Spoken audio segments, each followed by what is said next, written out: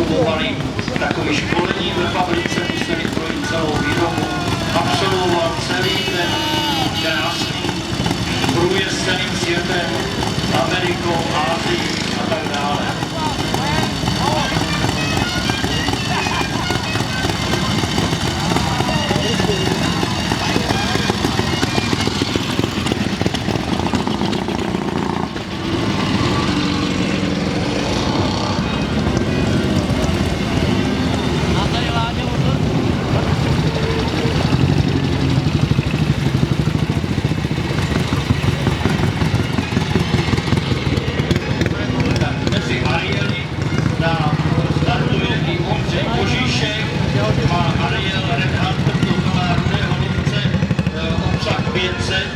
Člen českého Ariel klubu a zajímavostí je, že pan Kožíšek byl vnuk pana Tasmana.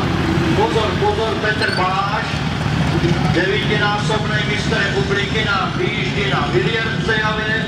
Vidíte, že na javu nezanevřel, tenkrát jezdil s Bohoušem Stašou na takzvaném rudém projektu, to byla Šopánková 250 konstrukce inženýra Tichýho a byl si velmi úspěšný, měl také typ 677 Ačko. Tento motocykl má stále, i když má už tam z roku 1974 vodou chlazený motor a startuje s ním na závodech veteránů, je soupeřem Agostiniho a dalších, Karusela a dalších jezdů, který se zúčastní na Sachsenringu, Dijonu ve Francii a tak dále. Byl pozvaný i tady jsem, ale nebyl tady zúčastnil se, tady se zúčastnil závod, i když byl pozvaný do Chorvatska. Renault 8 CV z roku 1936 na tom 31. Krásný auto, který se vyskytuje v provedení a má speciální karosérii opřímo od Renaulta. Takže pokračujte na trať.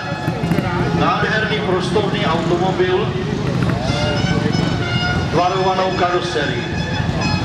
A je to tady Alvis 1270 Competition z roku 1939 se závodní karoserií, tak to už je teda raketa. Pozor na něj na trati.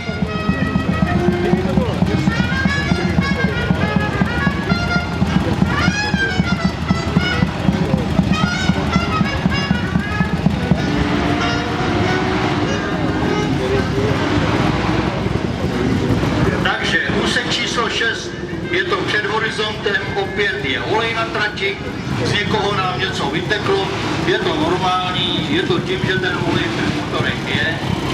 Vozidla 2 roky stály, nikdo s tím nejezdil, takže se nám občas stane, že z toho něco vyteče, jak říkal starý Lebeda, když byl nešťastný, mu říkal, teče z toho olej, tak říkal, no, tak když tak ho vypustíme, aby neteče, jo.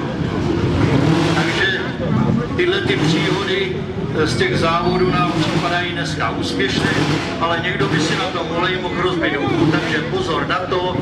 Uvolované pyžamo na úseku číslo 7, to je před tím horizontem. Na úseku číslo 6, a to už stejně nepoznáte, je na horizontu.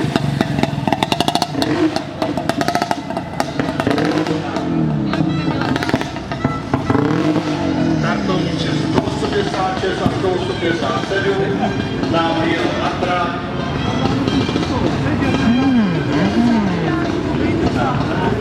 Talirovka, to byl takzvaný český Jaguar, tentokrát z roku 1936. Krásné červené baronce barvě, tím se nebylo provedení. Nevím, kdo s tím jede, to neznám, ale je tu i Grizzly, český motocykl, který byl i sportovně využíval a Zetka